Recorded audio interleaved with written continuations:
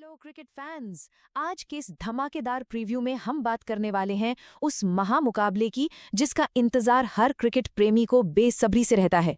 आज 10 मई को होने वाला है रॉयल चैलेंजर्स बेंगलुरु और मुंबई इंडियंस के बीच एक जबरदस्त टकराव। इस विश्लेषण में हम हेड टू हेड रिकॉर्ड से लेकर दोनों टीमों की प्लेइंग 11, वेन्यू और मैच की टाइमिंग सब कुछ डिकोड करने वाले हैं। दोनों ही टीमें स्टार्स से भरी हुई हैं, तो चलिए बिना किसी देरी के सीधे इस रोमांचक मैच की गहराई में उतरते हैं। फटाफट देख लेते हैं कि आज के हमारे इस सफर का रोड मैप क्या है। पहले हम जानेंगे मैच की अहम जानकारी, फिर बात करेंगे हेड टू हेड आंकड़ों के खेल की, उसके बाद आरसीबी और मुंबई की संभावित प्लेइंग 11 पर नजर डालेंगे और आखिर में बात करेंगे आज के सबसे बड़े सवाल की। तो शुरुआत करते हैं अपने पहले सेक्शन से, मैच नंबर 54 की अहम जानकारी और लॉजिस्टिक्स। डेट नोट कर लीजिए, 10 मई। ये आईपीएल 2026 का 54वां मुकाबला है और क्योंकि आज डबल हेडर है तो ये दूसरा मैच होगा। शाम 7 बजे ठीक टॉस के लिए दोनों कप्तान मैदान पर होंगे और 7:30 बजे पहली गेंद फेंकी जाएगी। प्राइम टाइम का ये मुकाबला फुल ऑन एंटरटेनमेंट होने वाला है। अब यहाँ एक बहुत बड़ा ट्विस्ट है, ये मैच न तो मुंबई में है और न ही बैंगलोर में। ये एक न्यूट्रल वेन्यू मुकाबला है जो रायपुर के शहीद वीर नारायण सिंह इंटरनेशनल स्टेडियम में खेला जाएगा। इसका सीधा सा मतलब है कि न तो यहाँ वानखेड़े जैसी कोई लहर होगी और न ही चिन्ना स्वामी जैसा होम क्राउड सपोर्ट।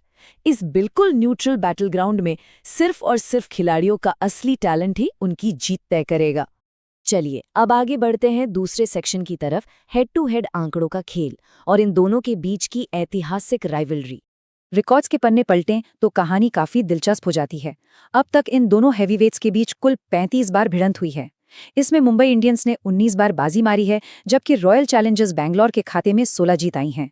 ऐतिहासिक रूप से देखें तो मुंबई का पलड़ा थोड़ा भारी जरूर है, लेकिन मजेदार बात यह है कि इसी सीजन के पहले एनकाउंटर में आरसीबी ने मुंबई को करारी शिकस्त दी थी, यानी हालिया मोमेंटम पूरी तरह से आरसीबी के पास है।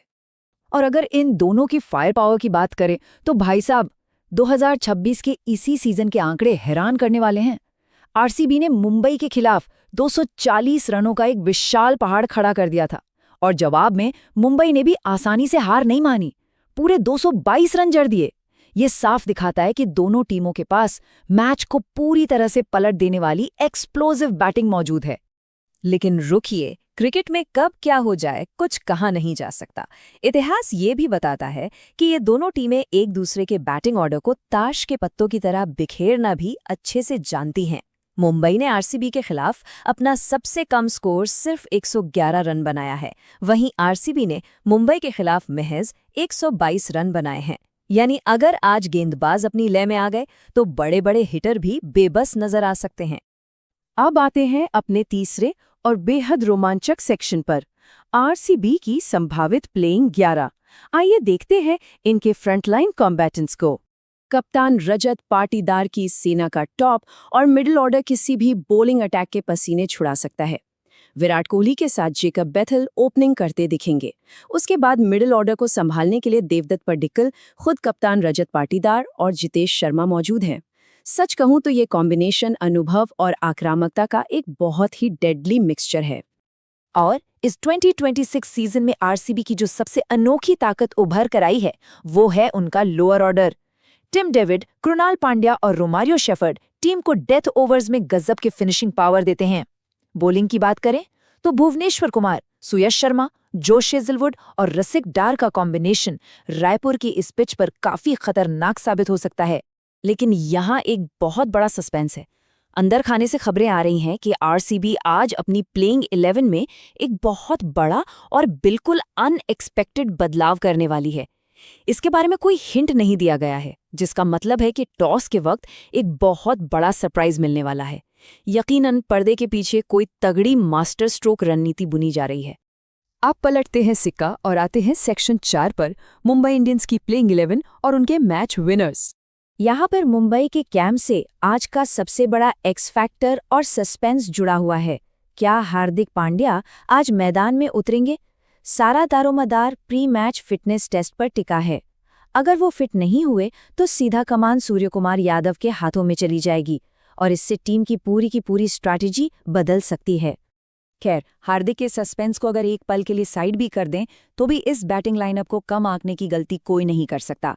रोहित शर्मा और रियान रिकल्टन पारी का आगाज करेंगे और एक बार अगर इन्होंने मजबूत बेस बना दिया तो मिडिल ओवर्स में तिलक वर्मा, सूर्यकुमार यादव और नमन धीर जैसे हेवी हिटर्स बॉलर्स की बखिया उधेड़ने के लिए पूरी तरह तैयार बैठे हैं।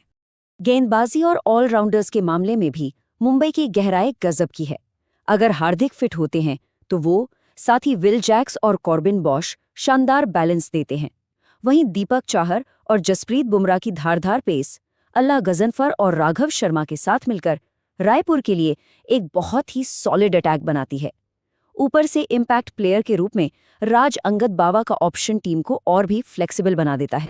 तो अब वक्त है हमारे आखिरी और 5वें सेक्शन का, आज का बड़ा सवाल, द अल्टीमेट क्लिफहैंगर। सब कुछ एनालाइज करने के बाद सवाल यहीं आकर टिकता है। ऐतिहासिक आंकड़े चीख चीख कर कह रहे हैं कि मुंबई का पड़ला भारी है, लेकिन रीसेंट फॉर्म और पिछले क्लैश की जीत बता रही है कि आरसीबी का मोमेंटम हाई है। ऐसे में रायपुर के इस बिल्कुल न्यूट्रल और अनजान मैदान पर आज कौन झंडे गाड़ेगा? इतने सारे सस्पेंस